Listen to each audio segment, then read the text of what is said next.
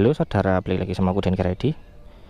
Nah, oke, pada video kali ini aku mau bahas tentang kedua motor ini ya, yaitu Yamaha R25 gen pertama sama Kawasaki Ninja 250 Fi yang gen pertama juga. Jadi di videoku beberapa kali ada yang tanya, Bang, mending beli Kawasaki Ninja Fi yang gen pertama atau Yamaha R25 yang gen awal juga.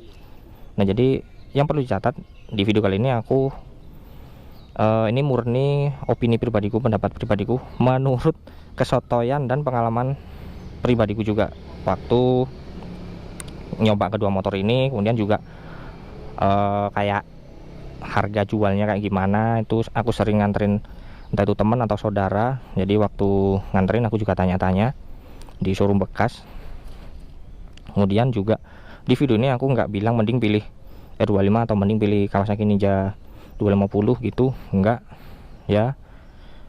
Lebih ke penjabarannya aja. Jadi silakan dipilih sesuai ke kebutuhan masing-masing. Nah, kayak gitu. Oke. Yang pertama non teknis dulu ya, yaitu masalah harga dulu.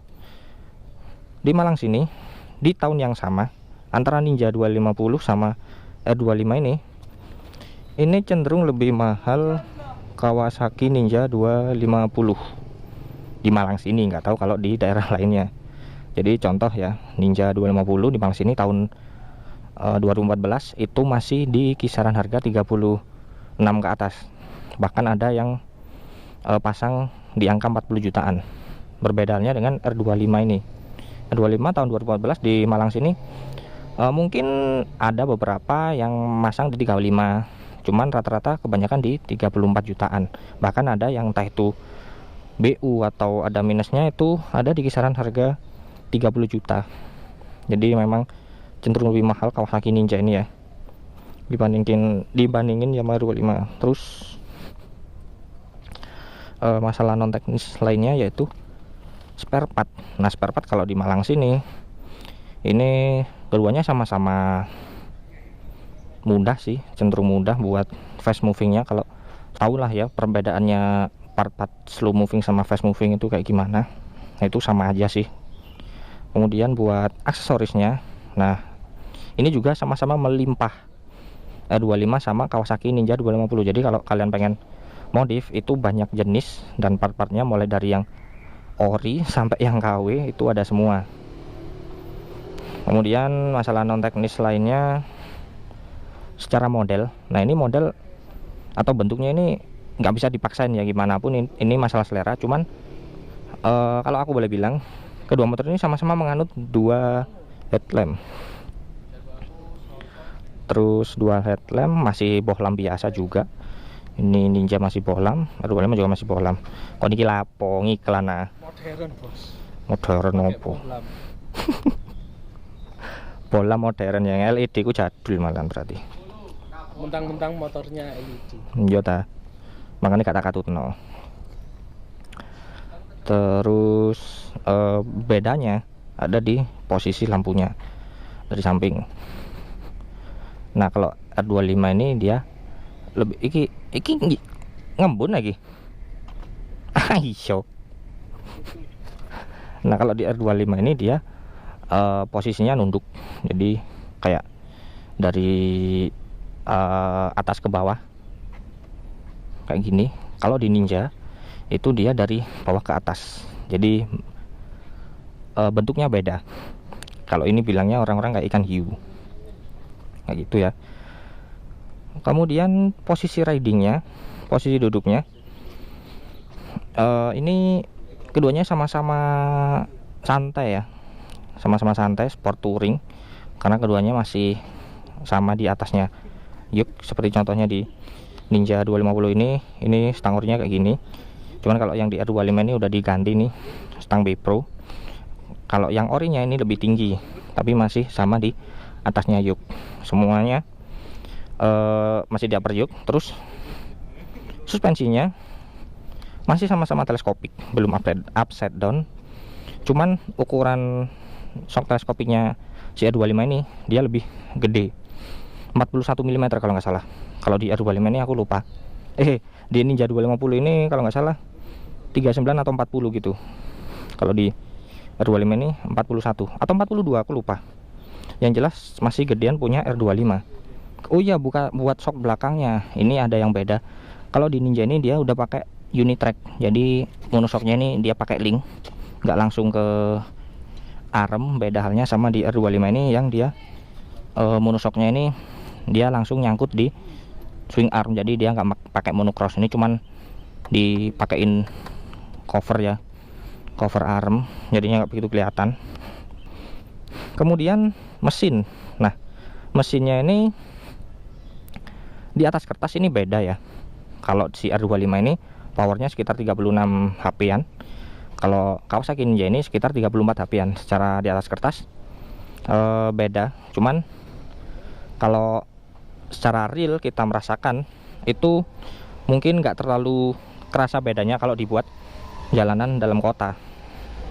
Kalau di luar kota nggak tahu sih, soalnya nggak pernah pakai dua motor ini di luar kota yang jalannya lempeng kayak gitu.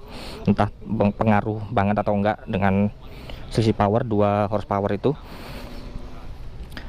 Terus balik lagi, posisi riding cenderung relax, nggak gampang capek. Jadi kalau buat harian, mungkin kalau buat orang yang bosan sama matic atau bebek bisa pakai sport touring kayak gini. Jadi dia cenderung lebih relax duduknya, nggak terlalu nunduk kayak CBR 250 RR. Kemudian rangkanya kedua motor ini juga masih sama-sama menganut model tralis diamond ya kalau nggak salah. Terus perbedaan lainnya ada pada tangki. Secara kapasitas aku nggak paham sih berapa liternya kedua motor ini. Cuman kalau secara material, kalau di Ninja ini dia pakai besi plat asli. Beda halnya sama di R25, dia pakai cover ini dari plastik. Secara keuntungan di R25 ini dia kalau seandainya amit-amit jatuh gitu, terus ininya lecet atau rusak, kita cuman ganti covernya aja. Dan ini pun covernya dibagi jadi 3 bagian, kanan, tengah, sama kiri. Jadi kalau seandainya yang jatuh sebelah kiri, kita cuman ganti sebelah kiri.